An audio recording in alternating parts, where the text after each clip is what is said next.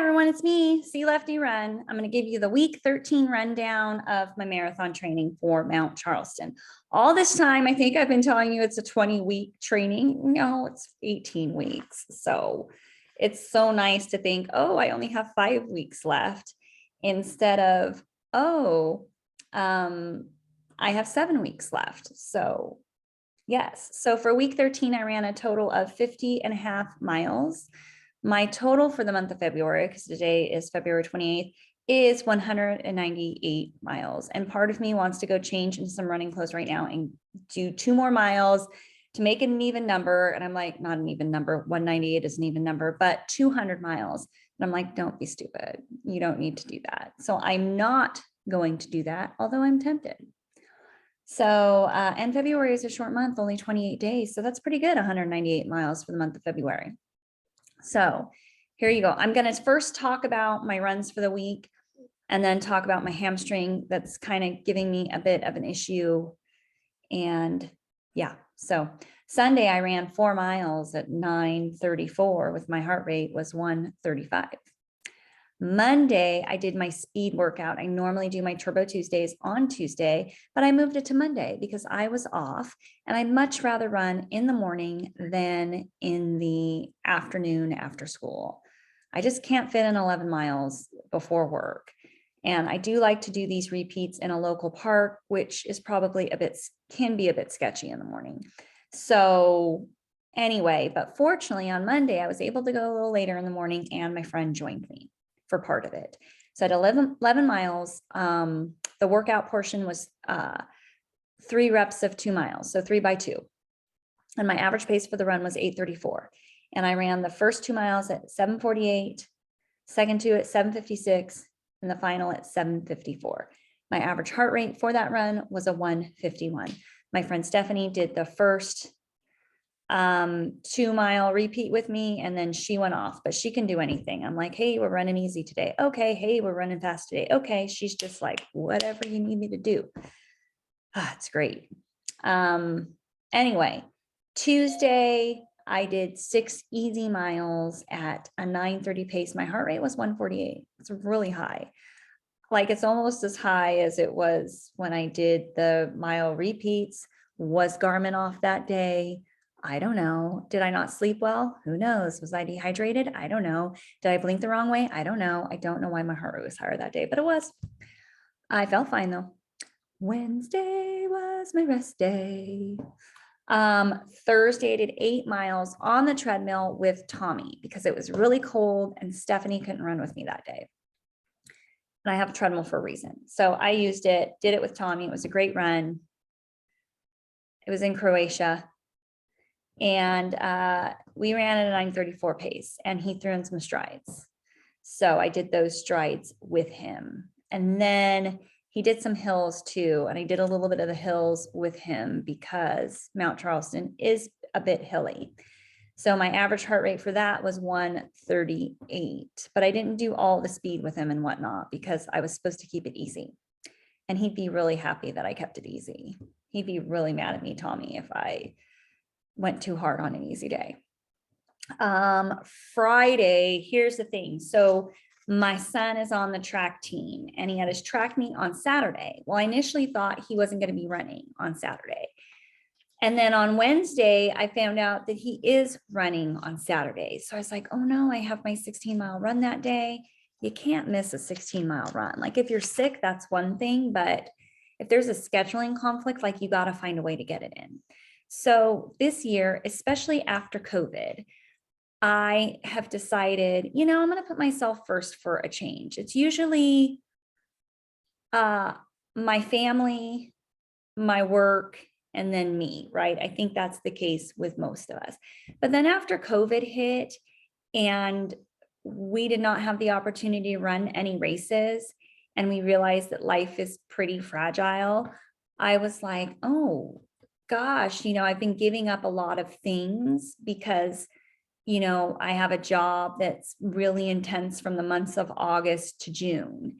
And I really don't take days off of work. And I do keep my travel to Christmas break. And I know, yes, teachers get a lot of time off. We do. We also don't get paid for that time off, by the way.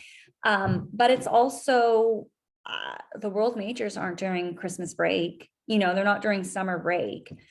So if I want to run some of these marathons, Boston is not conveniently during a time that I have off, then I'm just going to have to start taking time off work.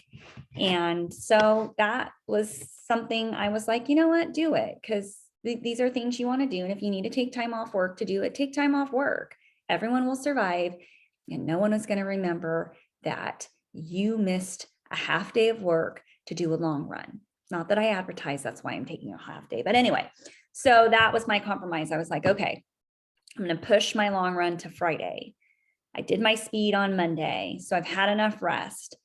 I'll just go in half day.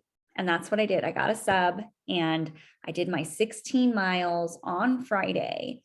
And what was interesting is my friend Stephanie did the first 6 with me. I normally do these long runs on Saturday by myself, but because it was a Friday and we normally run together on a Friday, I was like, hey, just do the first 6 with me. I'll drop you off at your house and then I'll carry on and do my final 10.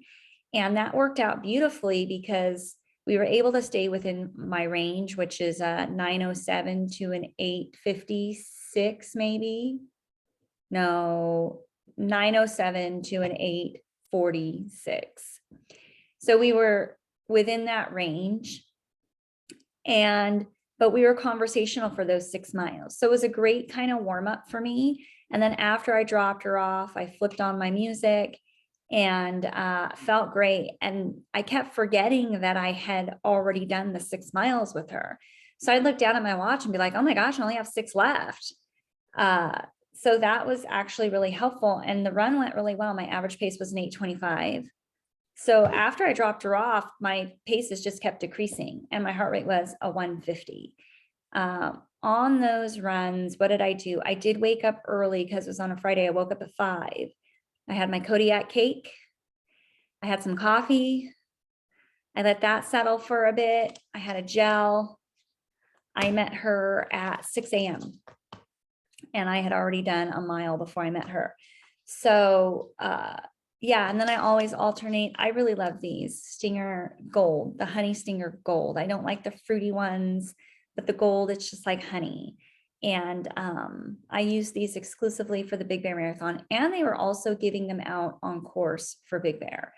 But this time I'm alternating between Huma and Honey Stinger. And so that's what I did, because Huma, I think, has like electrolytes and caffeine.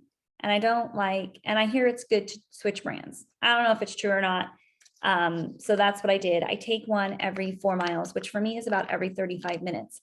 In the past, I used to take gels like every 6 miles. And then I would feel crappy on my long runs. And I think that was part of the reason why, in addition to other things.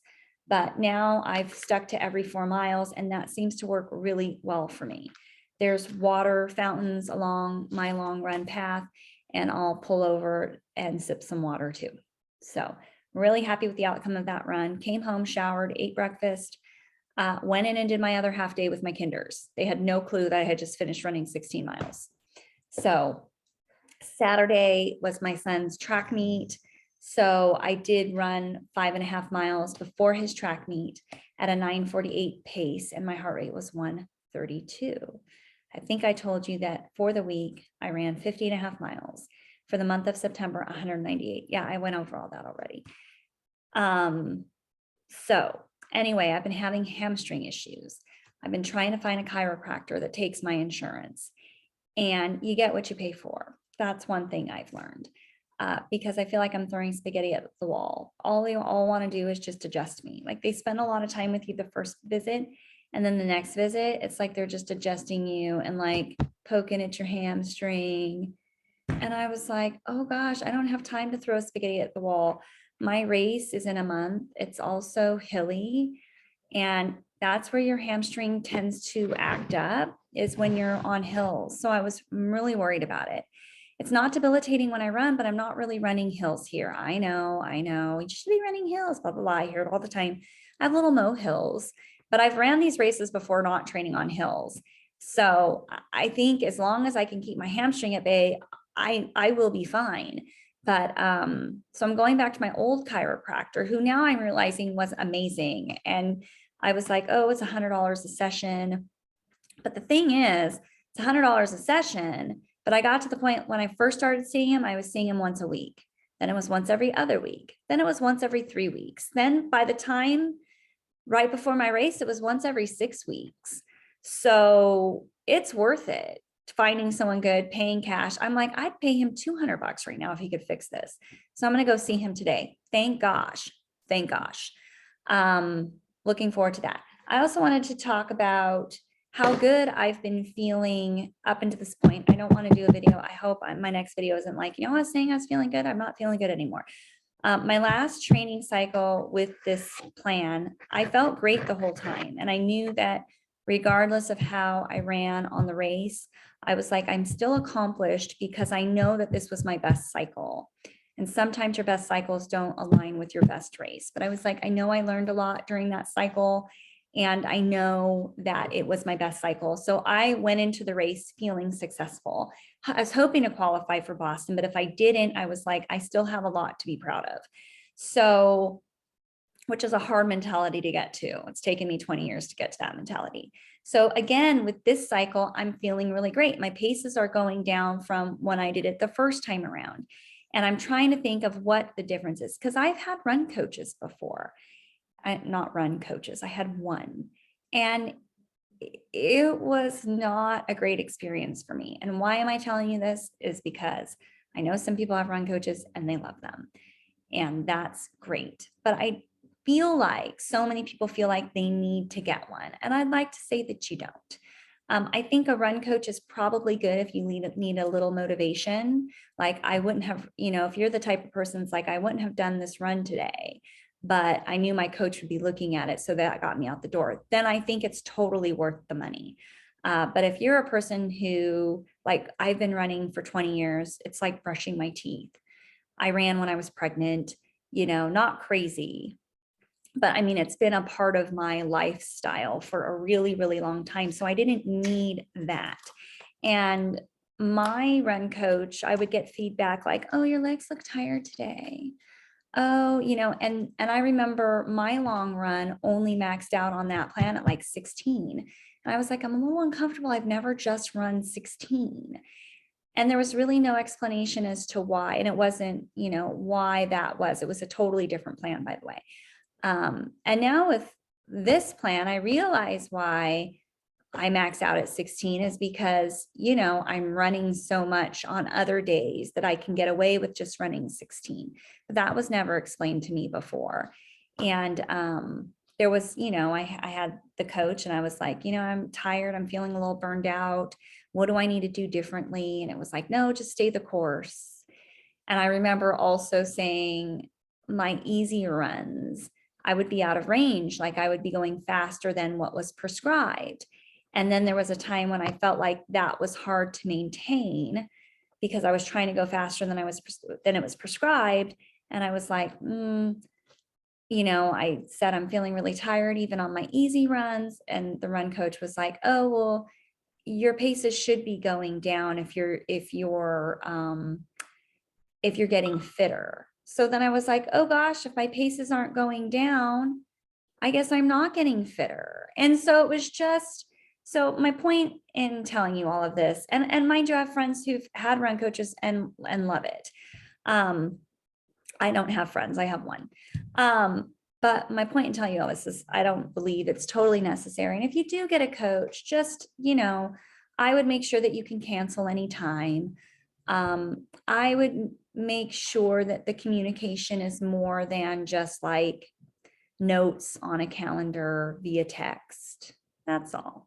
I just look back at that a lot and I think what a waste. It was $140 a month. What a waste of money. And here I bought this thing for $40 and it downloads the workouts onto my Garmin. I can't even compare the two. And I read the book and I'm like, oh, that's why I have to run easy on my easy days. Oh, that's why it's only 16 miles. So just something to think about when you decide if you think about getting it. I think it's the run coach thing is very big in the Instagram, social Insta runners. And then sometimes you have to wonder too, like, I wonder if they're getting paid to advertise the coach and it's like a trade-off. I don't know, just something to think about. Anyway, have a great week. I will see you again week 14. I hope this wasn't too long, but if it was, well, I just had a lot to say today. All right, have a great day, and I'll see you week 14. Bye.